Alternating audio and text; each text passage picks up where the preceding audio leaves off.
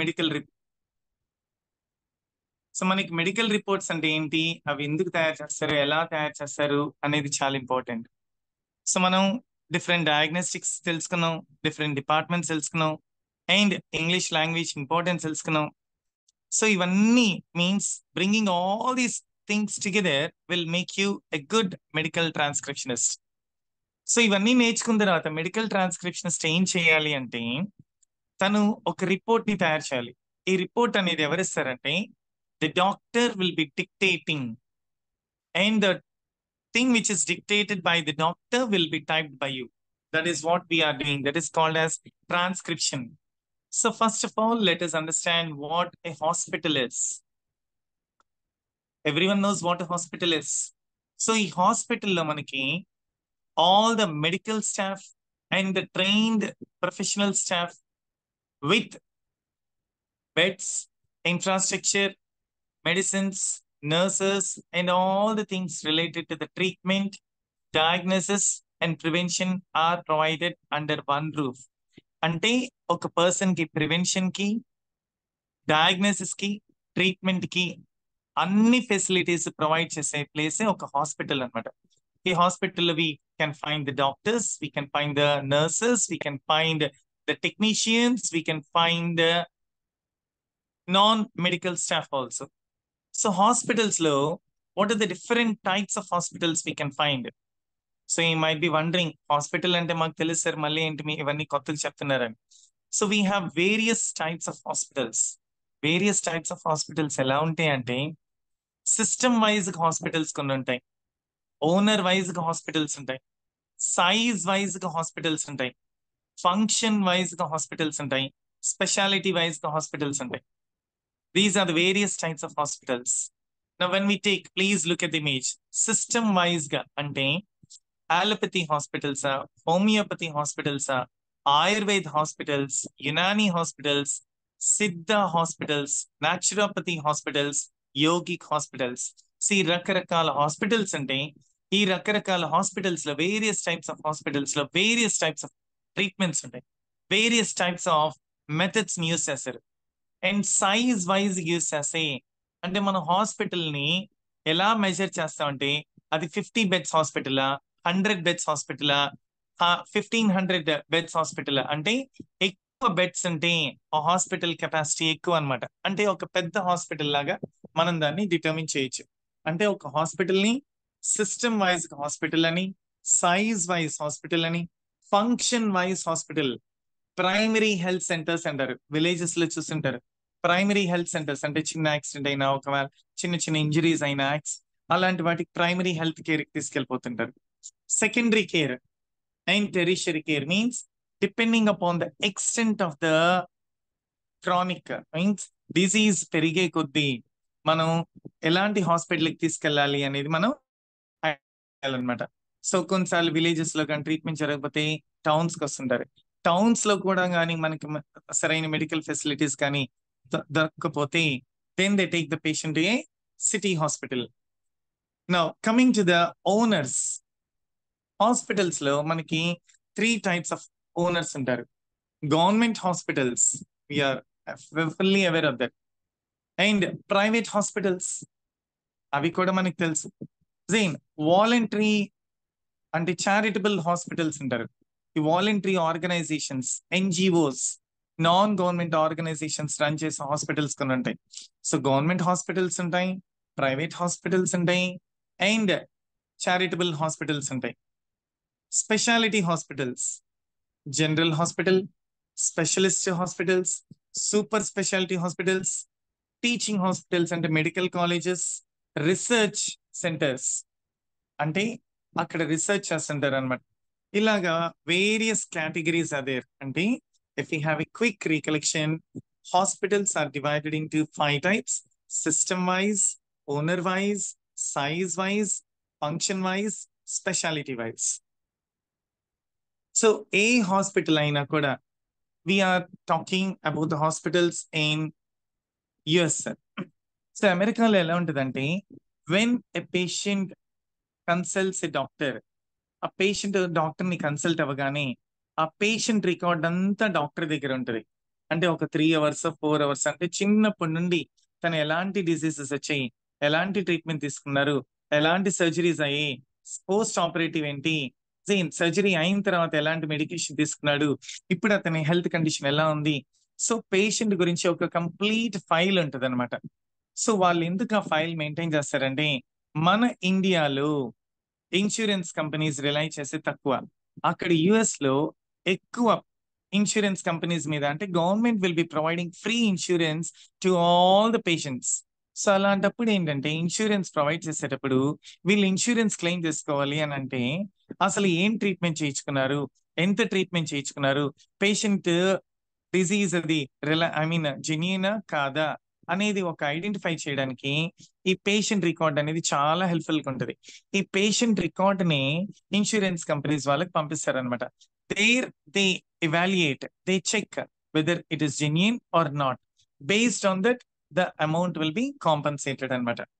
See, medical record of the patient stores knowledge. అంటే patient గురించి ఒక నాలెడ్జ్, పేషెంట్ కి తీసుకున్న కేర్ మీద knowledge, and sufficient data is collected in the sequence, in order. నేను ఇందాక చెప్పాను బిగినింగ్ అంటే పేషెంట్ చిన్నప్పటి నుండి ఎలా ఉన్నాడు, ఏమేమి డిసీజెస్ వచ్చాయి, ఎలాంటి ట్రీట్మెంట్ తీసుకున్నాడు, ఎలా రికవర్ అయ్యాడు, రికరింగ్ డిసీజెస్ ఏంటి, తన క్రానిక్ డిసీజెస్ ఏంటి, heart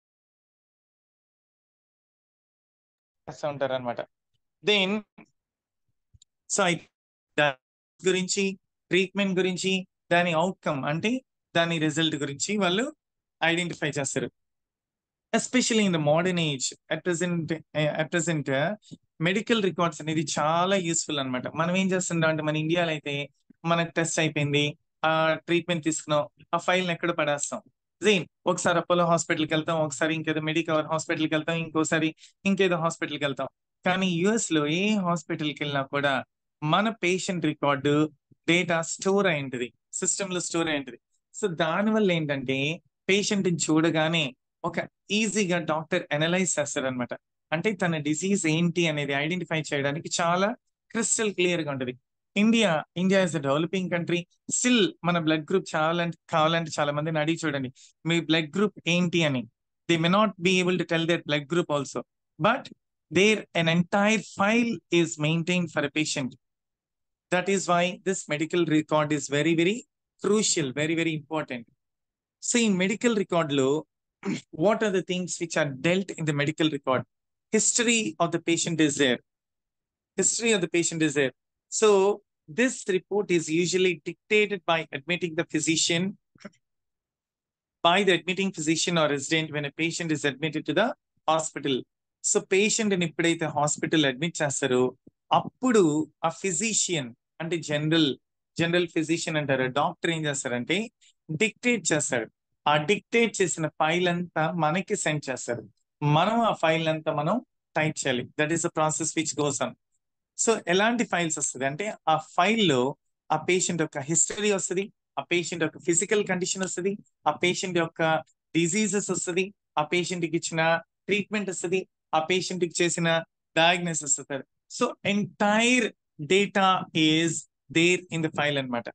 consultation. So consultation, what's mean by consultation? So మనం డాక్టర్స్ ని కన్సల్ట్ చేస్తాం. డాక్టర్స్ ని కన్సల్ట్ చేసినప్పుడు అంటే సారీ నాకు కాఫ్ ఎక్కువ ఉందండి అని, దగ్గు ఉంది అని మనం డాక్టర్ ని కన్సల్ట్ చేస్తాం. సో లేకపోతే బ్రీదింగ్ ప్రాబ్లం ఉందని డాక్టర్ ని కన్సల్ట్ చేస్తాం. అలా కన్సల్ట్ చేసినప్పుడు ఆ ఫిజిషియన్ ఏం చేస్తాడంటే ఇతనికి ఎర్లియర్ పాస్ట్ హిస్టరీ ఏముంది అనేది ఐడెంటిఫై చేస్తారు.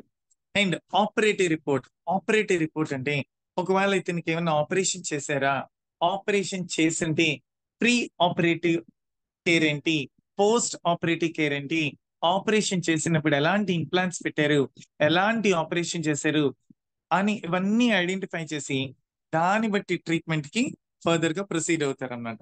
Discharge summary. We have an idea about discharge summary. ఒక పేషెంట్ ని హాస్పిటల్ అడ్మిట్ చేసిన తర్వాత, అడ్మిట్ ఎందుకు చేస్తాం, అతను బాగాలేదు అని అడ్మిట్ చేస్తాం.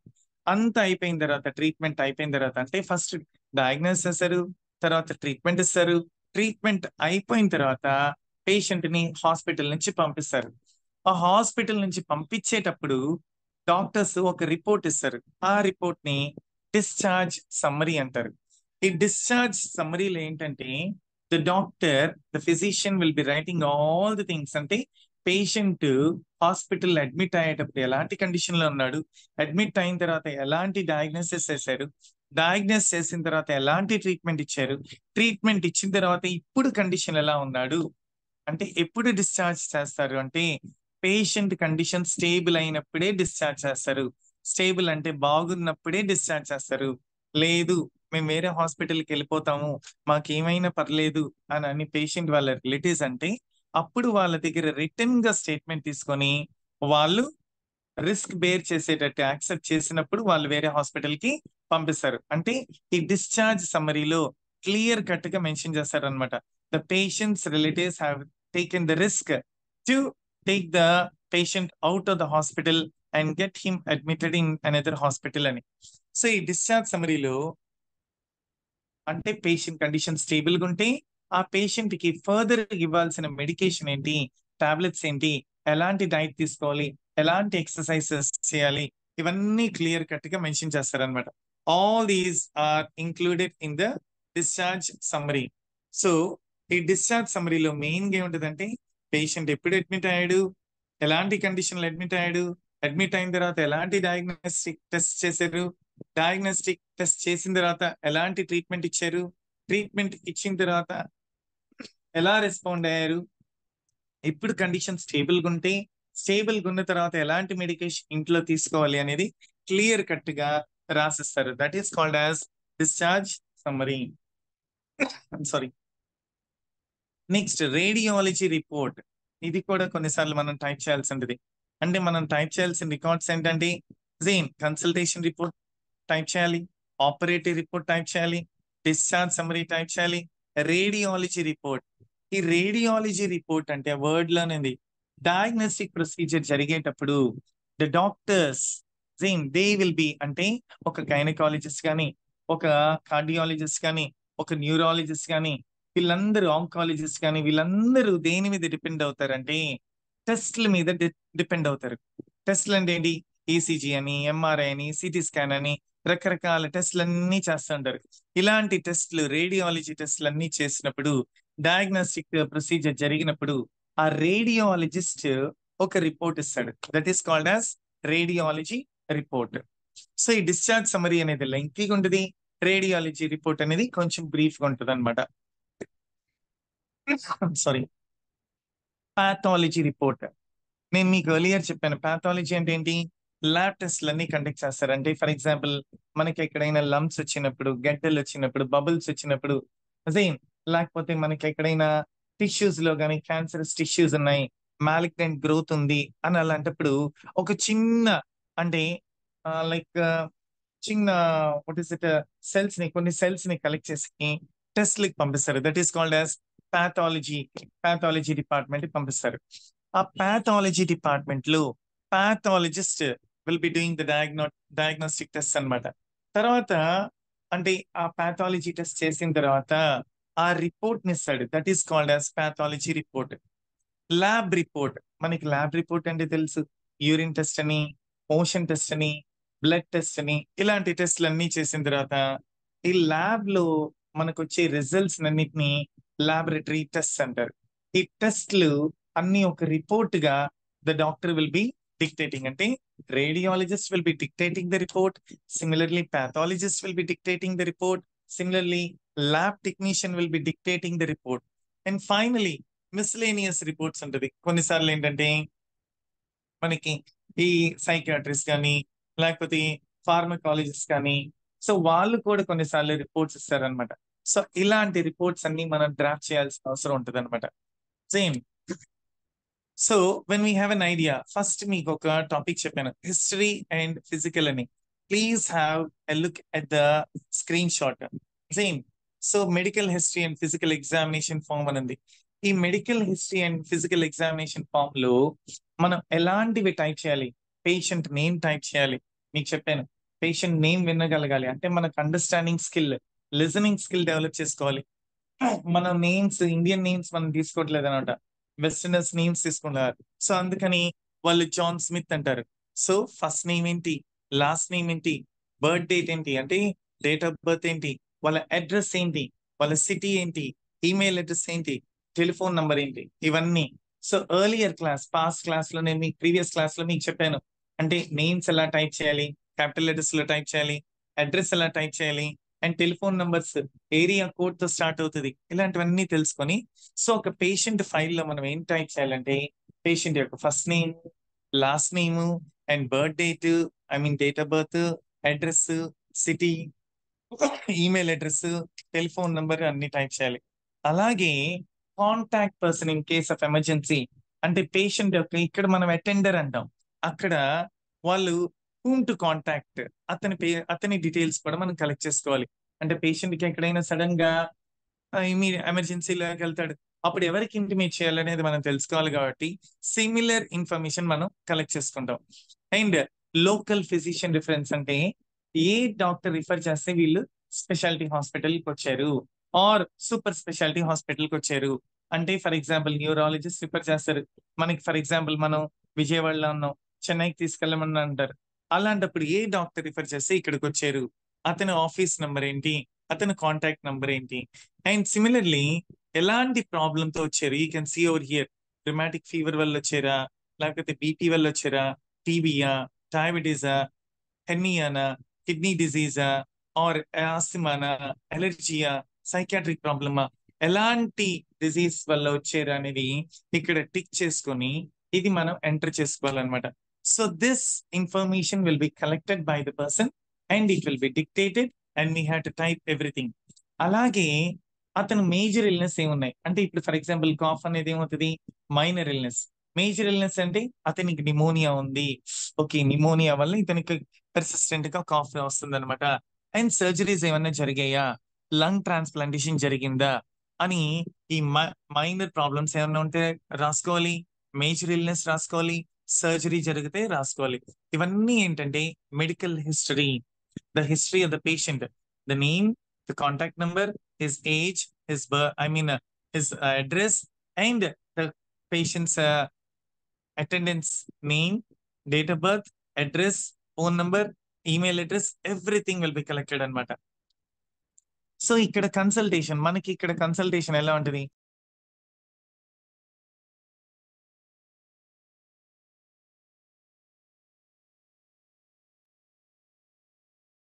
మనకి as far as we know in Andhra or in Telangana, we have direct consultation, appointment తీసుకుంటాం డాక్టర్స్ దగ్గరికి, వాళ్ళని వెళ్ళి కన్సల్ట్ చేస్తూ ఉంటారు. కానీ నౌడేస్ even hour technology is improving. Telephonic consultation అంటే ఫోన్ లోనే మనం మన ప్రాబ్లమ్స్ ని, అంటే కరోనా టైంలో చూస్తుంటారు, కోవిడ్-19 టైంలో doctors did not entertain the patients also, ఎందుకంటే వాళ్ళు వాళ్ళ సేఫ్ సైడ్ ని తీసుకున్నారు. అలాంటప్పుడు టెలిఫోన్ ద్వారా కన్సల్ట్ చేసేవాళ్ళనమాట. సో టెలిఫోన్ ద్వారా మన ప్రాబ్లమ్స్ ని వాళ్ళు చెప్తే, వాళ్ళు పలానా టెస్టులు చేసుకోండి అని ఆ టెస్టులు చేసుకున్న తర్వాత మళ్ళీ మనం వాళ్ళకి ఆ టెస్ట్ రిపోర్ట్స్ అని మెయిల్ ద్వారా కానీ వాట్సాప్ ద్వారా కానీ పెట్టిన తర్వాత they will be doing a lot of investigations, and they'll be going through each and every report, and then they will be diagnosing elaga everything on call. They will be prescribing falana medicine తీసుకోవాలి అంటారు. అంటే the patient need not go and consult the doctor directly. And priority అంటే ఇది priority కూడా ఏంటి అంటే, ఇది important కేసా, అన్ఇంపార్టెంట్ కేసా, ఇది ఎమర్జెన్సీయా కాదా అనేది వాళ్ళు ఐడెంటిఫై చేస్తారు. దేన్ అండ్ సో ఎప్పుడైతే మనకి ఇలాంటి కన్సల్టేషన్ ఉంటుందో దట్ ఈజ్ ఆల్సో కన్సిడర్డ్ అనమాట. సెకండ్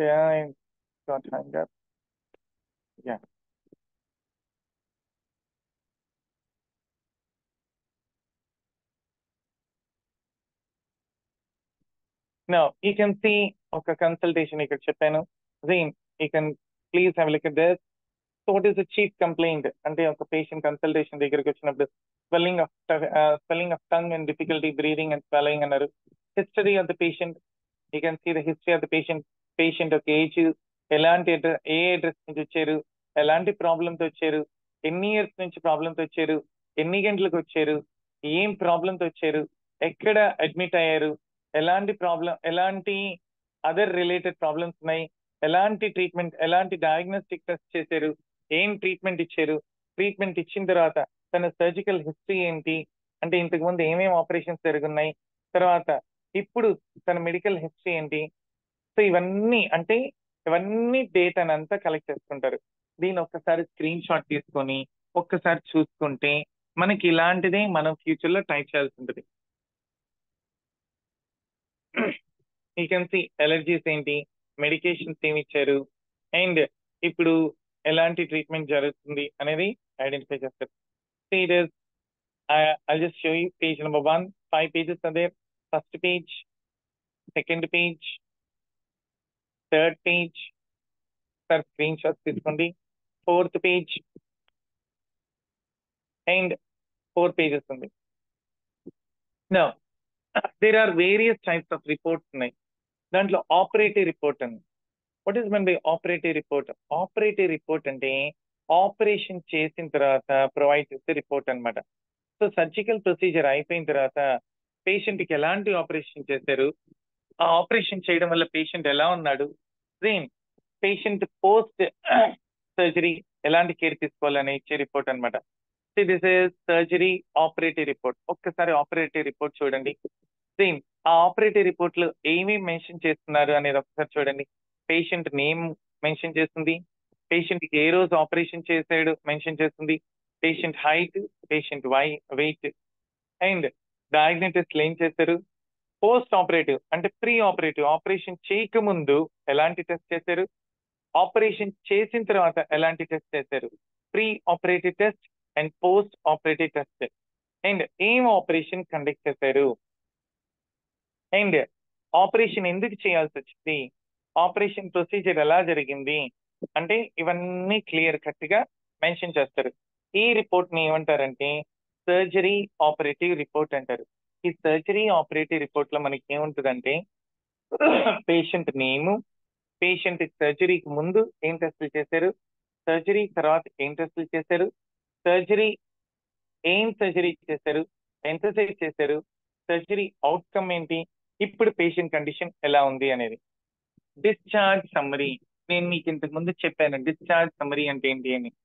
సో డిశ్చార్జ్ సమ్మరీ అంటే it's nothing but the summary which is submitted by hospital people when the patient is అప్పుడు ప్రొవైడ్ చేసే సమ్మరీ డిశ్చార్జ్ సమ్మరీ అంటారు. సో డిశ్చార్జ్ సమ్మరీలో ఎన్ని డేస్ హాస్పిటల్లో ఉన్నాడు patient, ఆ patient name ఏంటి, ఆ పేషెంట్ ఏజ్ ఏంటి, ఆ పేషెంట్ హైట్ ఎంత, ఆ పేషెంట్ వెయిట్ ఎంత, ఆ పేషెంట్ ఏ ప్రాబ్లమ్స్ హాస్పిటల్ అడ్మిట్ అయ్యాడు, ఆ పేషెంట్ కి ఇంతకు ముందు ఎలాంటి ప్రాబ్లమ్స్ ఉన్నాయి, ఆ అడ్మిట్ అయిన తర్వాత ఎలాంటి డయాగ్నోస్టిక్ టెస్ట్లు చేశారు, ఆ డయాగ్నోస్టిక్ టెస్ట్ చేసిన తర్వాత ఎలాంటి ట్రీట్మెంట్ ప్రొవైడ్ చేశారు, ఒకవేళ సర్జరీ చేస్తుంటే ఏం సర్జరీ చేశారు, సర్జరీ చేసిన తర్వాత ఎలాంటి డయాగ్నోస్టిక్ టెస్ట్ చేశారు, అండ్ ఇప్పుడు పేషెంట్ కండిషన్ ఎలా ఉంది, అండ్ అతను కానీ స్టేబుల్ గా కానీ ఉంటే అతన్ని డిశ్చార్జ్ తర్వాత ఎలాంటి మెడికేషన్ తీసుకోవాలి అనేది క్లియర్ కట్ గా మెన్షన్ చేసే సమ్మరీయే discharge summary. So you can have an idea about the discharge summary. ఒక్కసారి స్క్రీన్ మీద చూడండి, you can see the screenshot. Then patient's name is there, date of birth is there, and medical record number. ఒక్కసారి చూడండి, medical record number అంటే 1 2 3 4 5 6 అనే number for example వాళ్ళు కొట్టారంటే medical report ఏ హాస్పిటల్కి వెళ్ళినా కూడా తన మెడికల్ రిపోర్ట్ అనేది క్లియర్ కట్ గా వచ్చేస్తుంది. అంటే ఆ హాస్పిటల్ కు వెళ్ళాలని లేదనమాట. సేమ్ ఎప్పుడు అడ్మిట్ అయ్యాడు, ఎప్పుడు డిశ్చార్జ్ అయ్యాడు, ఏప్రిల్లో అడ్మిట్ అయ్యాడు, మేలో డిశ్చార్జ్ అయ్యాడు, నియర్లీ 2 months అనమాట. Same so reason for admission and procedures performed, ఏమేం ప్రొసీజర్స్ పెర్ఫార్మ్ చేశారు, ఏమేం మెడిసిన్స్ ప్రిస్క్రైబ్ చేశారు, అండ్ డిశ్చార్జ్ అయ్యేటప్పుడు పేషెంట్ కండిషన్ ఎలా ఉంది, patients condition at the time of discharge, follow up care అంటే ఇంట్లో వాళ్ళు ఎలాంటి కేర్ తీసుకోవాలి, ఇవన్నీ మెన్షన్ చేసేది డిశ్చార్జ్ సమ్మరీ అన్నమాట. మళ్ళీ ఒకసారి సైడ్ హెడింగ్స్ చూడండి. These are very very crucial and our classes might be ending maybe with in 2 sessions. So please go through if you have any queries or any or you need any output. Same from mind, మీకు ఎలాంటి information కావాలన్నా same please contact me. Now so radiology report, ఇందాక నీకు చెప్పాను radiology report అంటే ఏంటంటే radiologist అతను ఆ రేడియాలజీలో వచ్చిన అవుట్కమ్ అంటే ఎంఆర్ఐ వల్ల కానీ, ఈసీజీ వల్ల కానీ, లేకపోతే సిటీ స్కాన్ వల్ల కానీ, ఇలాంటి టెస్ట్లన్నీ చేసిన తర్వాత ఒక రిపోర్ట్ ఇస్తారు. దాన్ని రేడియాలజీ రిపోర్ట్ అంటారు. Now, you can have an idea about this is called as radiology report. You can see the radiology report. Patient's name is there, file number is there, age is there, date of study, date of report, examination, అసలు ఏం చేశారు, lumbar spine problem, clinical అంటే acute thoracolumbar pain after fall in bathtub. So అతనికి spinal cord లో చాలా excessive pain వచ్చింది అనమాట. So అలాంటప్పుడు ఏం ట్రీట్మెంట్ ఇచ్చారు అనేది, మనకి ఏమి టెస్టులు చేశారు అనేది ఈ రేడియాలజీ రిపోర్ట్ లో ఉంటుంది అనమాట. The recommendations: CT scan of the thoracolumbar region should be requested if neurological signs appear clinically. మళ్ళీ ఎలాంటి సైన్స్ కానీ వస్తే, న్యూరలాజికల్ సైన్స్ అంటే రిలేటెడ్ టు ద బ్రెయిన్, అలాంటి ఏమన్నా మనకి కాంప్లికేషన్స్ వస్తే మళ్ళీ అప్పుడు సిటీ స్కాన్ చేయాలి అని ఇచ్చారనమాట. Next pathology report. మీకు ఇంతకు ముందు పాథాలజీ రిపోర్ట్ అంటే చెప్పాను. ఆ సెల్స్ ని కానీ ఆ టిష్యూస్ ని కానీ తీసుకొని ఒక పాథాలజిస్ట్ అతను ఏంటంటే హీ విల్ బి ఎగ్జామినింగ్, అంటే ఏమైనా క్యాన్సరస్ గ్రోత్ ఉన్నాయా, ఏమైనా హార్మ్ఫుల్ థింగ్స్ ఉన్నాయా టిష్యూస్ లో, అలాంటివి ఐడెంటిఫై చేసి డాక్టర్ కి ఒక రిపోర్ట్ ఇస్తాడనమాట. దాన్ని పాథాలజీ రిపోర్ట్ అంటారు. Please have look at the pathology report also. ఆ పాథాలజీ రిపోర్ట్ లో కూడా as usual same content will be there. Patient's name will be there, date of birth will be there, age will be there, sex will be there అంటే gender అనమాట, మేలా ఫిమేలా ట్రాన్స్జెండరా whatever it is same. And patient's case number will be there. And ఏమి pathology test చేశారు అంటే, ఇక్కడ మనం కానీ ఒకసారి స్క్రీన్ షాట్ ని కానీ చూస్తే, the patient is 76-year-old patient. Same అతని క్లినికల్ హిస్టరీ ఏంటి, ఎలాంటి టెస్టులు చేశారు, ఏమి అవుట్కమ్ వచ్చింది అనేది మనకి క్లియర్ గా ఐడెంటిఫై అవుతుంది. సో మనం ఇలాంటి టెస్ట్లన్నీ చేసేయాలి. చేసినప్పుడు వాళ్ళు మనకి డిక్టేట్ చేసినప్పుడు మనం ఏం చేయాలి, దాన్ని టైప్ చేయాలి. సో మనం అలా డిక్టేట్ చేసిన దాన్ని టైప్ చేయడాన్ని ట్రాన్స్క్రిప్షన్ అంటారు. ఈ ట్రాన్స్క్రిప్షన్ ప్రొసీజర్ లో మనకు కొన్ని ఛాలెంజెస్ ఫేస్ చేస్తాం, అంటే కొన్ని డిఫికల్టీస్ ఫేస్ చేస్తాం. ఏంటి ఆ డిఫికల్టీస్ అంటే, ఫస్ట్ ఆఫ్ ఆల్ మనకు వచ్చే బాగా డిఫికల్టీ ఏంటంటే లాంగ్వేజ్. బాగా వినండి, మనం ఇంగ్లీష్ లాంగ్వేజ్ ని బాగా స్ట్రెంగ్తెన్ చేసుకోవాలి. సైమల్టేనియస్ గా ఇంగ్లీష్ లాంగ్వేజ్ ని, ఏ లాంగ్వేజ్ స్ట్రెంగ్తెన్ చేసుకోవాలంటే మెడికల్ టెర్మినాలజీని స్ట్రెంగ్తెన్ చేసుకోవాలి. సో మన ఇంగ్లీష్ లాంగ్వేజ్ స్ట్రెంగ్తెన్ చేసుకోవాలి, మెడికల్ టెర్మినాలజీ స్ట్రెంగ్తెన్ చేసుకోవాలి, అమెరికన్ యాక్సెంట్ ని మనం బాగా వినాలి, not neutral accent. Indian accent పనికిరాదు. ఎందుకు పనికిరాదంటే, కొన్ని స్టేట్స్ అంటే అమెరికాలో ఉండే కొన్ని స్టేట్స్ లో వాళ్ళ స్లాంగ్ చాలా డిఫరెంట్ గా ఉంటుంది. వాళ్ళు చాలా ఫాస్ట్ గా మాట్లాడుతుంటారు. మనం వాళ్ళ లాంగ్వేజ్ ని క్యాచ్ చేసుకోలేకపోతాం. ఒకటి టైప్ చేయబోయి ఇంకొకటి టైప్ చేస్తాం.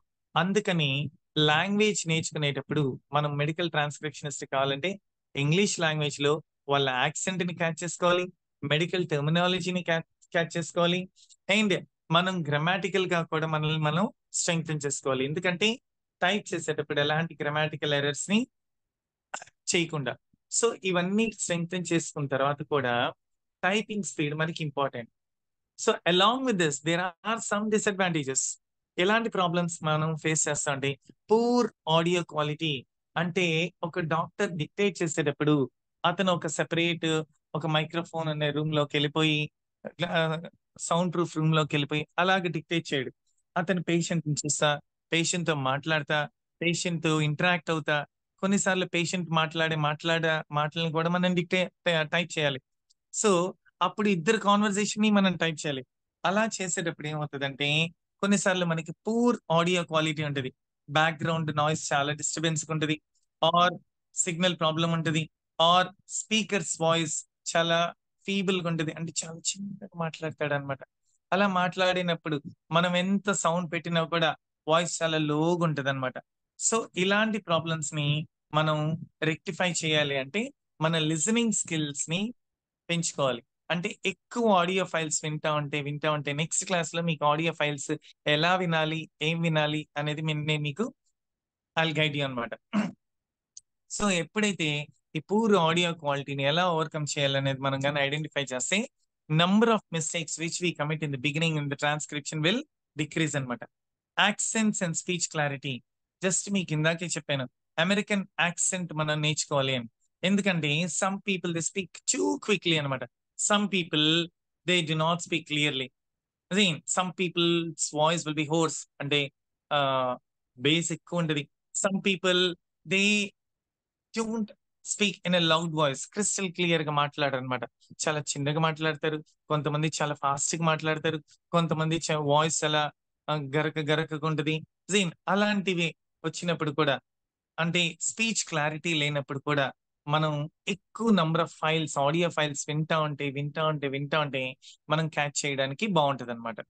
Medical jargon and abbreviations. Medical jargon, especially I would like to thank our coordinator, I forgot the name of that madam, and Akshay గారు. దే కీప్ ఆన్ పోస్టింగ్, చాలా స్లైడ్స్ పెడతా ఉంటారు మీకు. నా గ్రూప్ లో చూస్తూ ఉంటాను. Medical abbreviations, countless medical abbreviations పెడతా ఉంటారు. ఎందుకు మెడికల్ అబ్రివేషన్స్ పెడుతుంటారంటే the doctors they will be dictating all in short cut. Short cut అంటే అబ్రివేషన్స్ లో అనమాట. అబ్రివేషన్స్ అని మీకు చెప్పాను, ఆర్ యాక్రోనిమ్స్ అని చెప్పాను. అబ్రివేషన్స్ కానీ యాక్రోనిమ్స్ కానీ మనకి తెలుసుకో ఉండాలి. అంటే మనకి పీసీ అంటే పర్సనల్ కంప్యూటర్ అంటారు సాఫ్ట్వేర్ ఇంజనీర్స్ అడిగితే. అదే పీసీ అని డిపార్ట్మెంట్ వాళ్ళని అడిగితే పోలీస్ కానిస్టేబుల్ అంటారు. అదే పీసీ అని యూనివర్సిటీ వాళ్ళని అడిగితే ప్రొవిజనల్ సర్టిఫికేట్ అంటారు. అదే పీసీ అని మనం పోస్టల్ డిపార్ట్మెంట్ వాళ్ళని అడిగితే పోస్ట్ కార్డ్ అంటారు. సో పీసీ అంటే పోస్ట్ కార్డ్ అవుతుంది, పీసీ అంటే పర్సనల్ కంప్యూటర్ అవుతుంది, పీసీ అంటే ప్రొవిజనల్ సర్టిఫికేట్ అవుతుంది. సో అలా రకరకాల మీనింగ్స్ వస్తాయి పీసీ అంటే. అలాగే ఇక్కడ మనం మెడికల్ జార్గన్ నేర్చుకోవాలి. అంటే మెడికల్ టెర్మినాలజీని మనం అండర్స్టాండ్ చేసుకోవాలి. ఎప్పుడైతే మెడికల్ టెర్మినాలజీని అండర్స్టాండ్ చేసుకుంటామో ఆ డాక్టర్ చెప్పే మాటలు మనకి ఫాస్ట్ గా అర్థమవుతుంది. ఇక్కడ ఒకటి గుర్తుపెట్టుకోవాలి, మనం ఎంత ఫాస్ట్ గా అండర్స్టాండ్ చేసుకొని ఎంత ఫాస్ట్ గా టైప్ చేసుకోగలిగితే అంత బాగా ఇన్కమ్ వస్తుంది. అంటే ఇక్కడ 8 hours వర్క్ చేయాలి అని ఒక డ్యూరేషన్ ఉండదు. మీరు ఎంత ఫాస్ట్ వర్క్ కంప్లీట్ చేస్తే అంత ఇన్కమ్ వస్తుంది. That is why most of the people in Bengaluru, అంటే యంగ్స్టర్స్, డిగ్రీ చదివే వాళ్ళు కానీ డిగ్రీ కంప్లీట్ చేసిన వాళ్ళు కానీ వాళ్ళు పార్ట్ టైం జాబ్స్ చేస్తూ మెడికల్ ట్రాన్స్క్రిప్షన్స్ జాబ్స్ చేస్తూ they are earning 25,000 to 30,000 easily. How they are able to earn అంటే వాళ్ళు ఎక్కువ ఇంగ్లీష్ మాట్లాడతారు, వాళ్ళ యాక్సెంట్ ఎక్కువ ఇంగ్లీష్ మూవీస్ చూస్తుంటారు, ఈ మెడికల్ ట్రాన్స్క్రిప్షన్ కోర్స్ ని వాళ్ళు పర్సూ చేస్తూ ఉంటారు, అండ్ వాళ్ళ టెర్మినాలజీని వింటా ఉంటారు. కాబట్టి అందుకని వాళ్ళు బాగా, అంటే ఫుల్ ఫ్లెడ్జ్డ్ గా చేసి 50,000 60,000 ఎర్న్ చేసేదానికి కూడా స్కోప్ ఉంటుంది అనమాట. Similar sounding words like, so కొన్ని వర్డ్స్ అంటే హైపర్ టెన్షన్ అంటారు. హైపర్ టెన్షన్ అంటే మనకి అది హైపర్ టెన్షనా హైపో టెన్షనా ఏమైంటది అనేది మనం ఐడెంటిఫై చేయాలంటే మనం దాన్ని రీప్లే చేసినా రీవైండ్ చేసి ప్లే చేసినా కూడా మనకి హైపర్ టెన్షన్ అంటాడు. అది హైపో అన్నాడా హైపర్ అన్నాడా క్లారిటీ రాదు. సో అలాంటప్పుడు మనం ఏం చేయాలంటే ఇది హైపర్ టెన్షన్ అయి ఉంటుందా, అయి ఉంటే బ్లడ్ ప్రెషర్ వల్ల అయి ఉంటుంది అని నెక్స్ట్ వచ్చే సెంటెన్స్ ని బట్టి కానీ ఆ ముందు వచ్చే సెంటెన్స్ ని బట్టి కానీ మనం ఐడెంటిఫై చేయగలగాలన్నమాట. సో మిస్ హీరింగ్, సరిగ్గా వినకపోతే మనం రాంగ్ గా టైప్ చేస్తాం. రాంగ్ గా టైప్ చేయడం వల్ల ఎర్రర్స్ ఎక్కువ అవుతాయి. అంటే మనం టైప్ చేసిన దాన్ని ప్రూఫ్ రీడర్స్ కరెక్ట్ చేస్తారు. ఎక్కువ మిస్టేక్స్ వచ్చాయనుకోండి ఆటోమేటిక్ ఏమవుతుంది, వీళ్ళు ఎక్కువ మిస్టేక్స్ చేస్తున్నారని మనకి ఇన్కమ్ తగ్గించేస్తారు. మిస్టేక్స్ తక్కువ ఉంటే మన ఇన్కమ్ ఎక్కువ వచ్చేదానికి స్కోప్ ఉంటుంది. ఫార్మాట్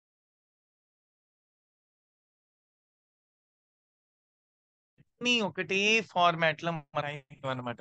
సో ఈ పాథాలజీ రిపోర్ట్ అనేది ఒక ఫార్మాట్ ఉంటుంది, అండ్ మనకి డిశ్చార్జ్ సమరీ అనేది ఒక ఫార్మాట్ ఉంటుంది, అడ్మిట్ కార్డ్ అనేది ఒక ఫార్మాట్ లో ఉంటుంది, సో రేడియాలజీ రిపోర్ట్ అనేది ఒక ఫార్మాట్ లో ఉంటుంది. ఈ రకరకాల ఫార్మాట్స్ మనం తెలుసుకోనంటే ఏది ఏ ఫార్మాట్ లో టైప్ చేయాలి అనేది మనం తెలుసుకొని కరెక్ట్ గా టైప్ చేయగలుగుతాం అనమాట. మిస్సింగ్ ఇన్ఫర్మేషన్, కొన్నిసార్లు పేషెంట్ తో డాక్టర్ మాట్లాడేటప్పుడు డాక్టర్ అంతా చెప్పడు అనమాట. He will not reveal each and everything. కొన్నిసార్లు కొన్ని మాటలు మనకి వినపడవు, కొన్నిసార్లు మనకి మాటలు కట్ అయిపోతాయి, సిగ్నల్ ప్రాబ్లం వల్ల కట్ అయిపోతుంటాయి, కొన్నిసార్లు డిస్టర్బెన్స్ వల్ల కట్ అయిపోతుంది.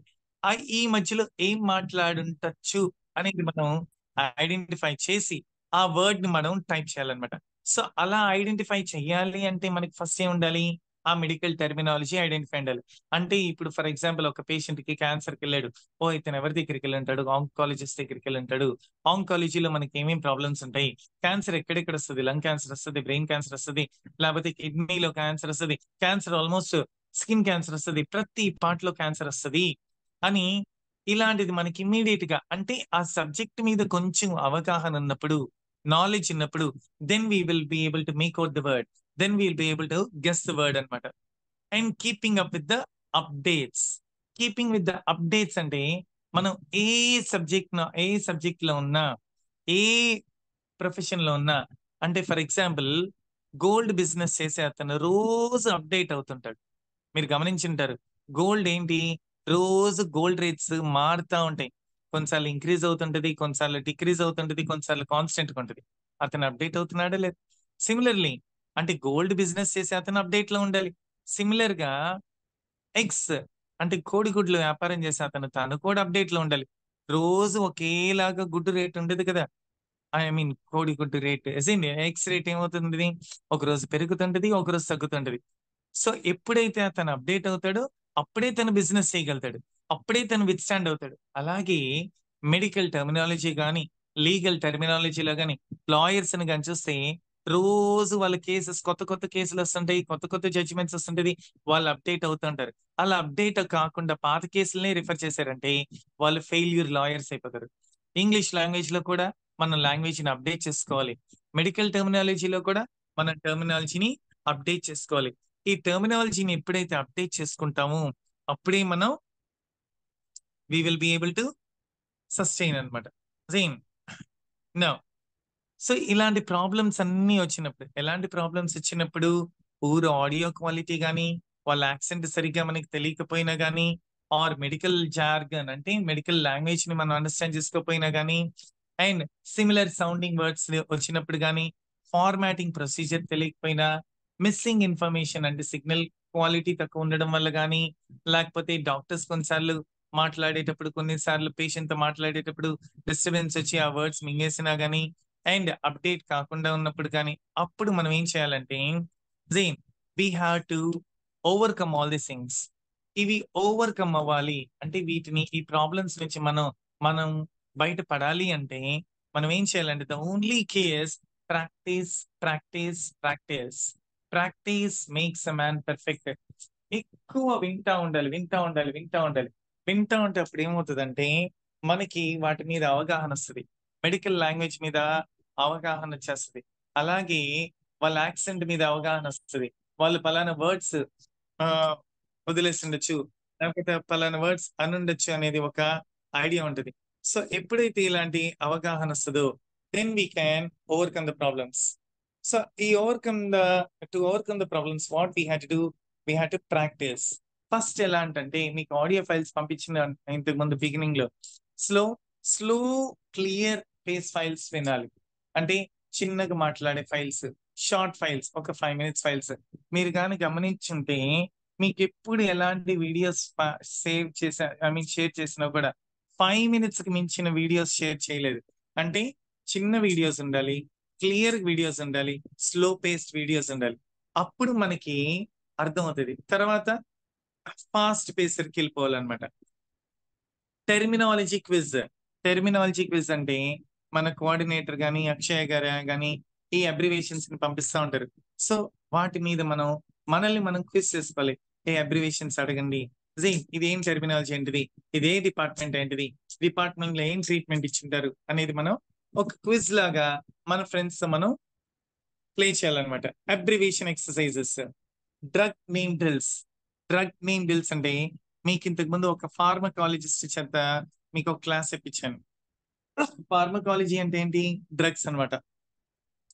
సో ఏ డ్రగ్స్ ఉంటాయి, సో ఈ డ్రగ్స్ ఏంటి, ఏ అంటే డార్ట్ టాబ్లెట్ దేనికి తీసుకుంటారు, పారాసెటమాల్ దేనికి తీసుకుంటారు, అవిల్ దేనికి తీసుకుంటారు, అంటే ఈ కామన్ డ్రగ్స్ ఏంటి, ఈ డ్రగ్స్ ని ఏ కంపెనీస్ వాళ్ళు మ్యానుఫ్యాక్చర్ చేస్తారు, ఎంత ఎంజీ తీసుకోవాలి, ఇవి ఎక్కువ తీసుకుంటే ఏమవుతుంది అనేది మనం తెలుసుకోవాలన్నమాట.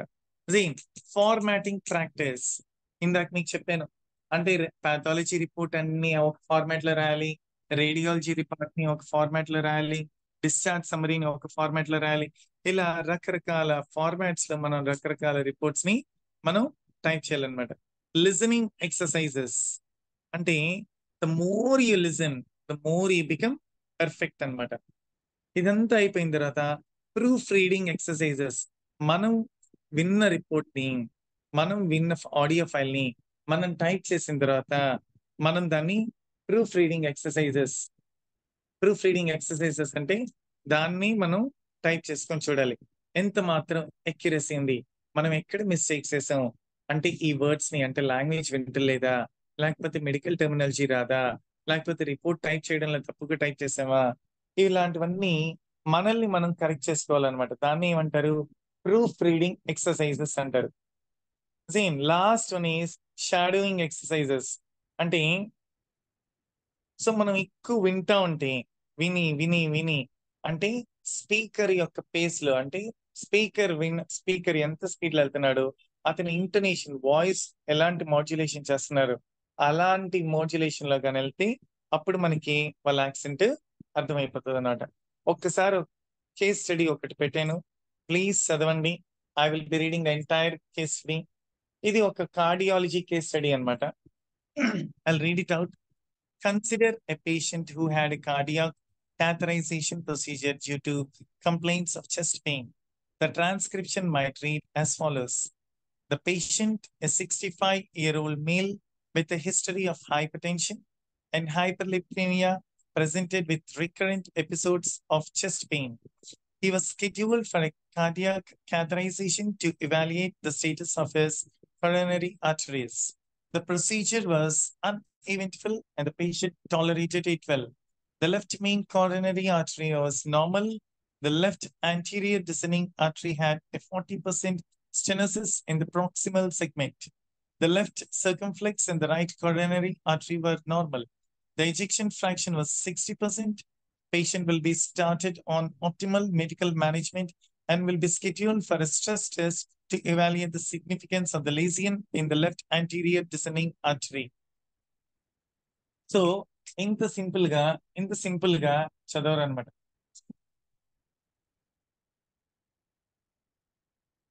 సో ఇంత సింపుల్ గా ఉండదు అనమాట కార్డియాలజీ రిపోర్ట్ అంటే. సో కొంచెం కాంప్లెక్స్ గా ఉంటుంది. సో ఇలాంటివి ఉంటాయి కాబట్టి please go through.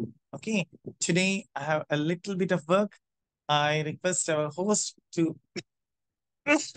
go ahead with the remaining few minutes. Thank you guys. Please take care. Have a great day.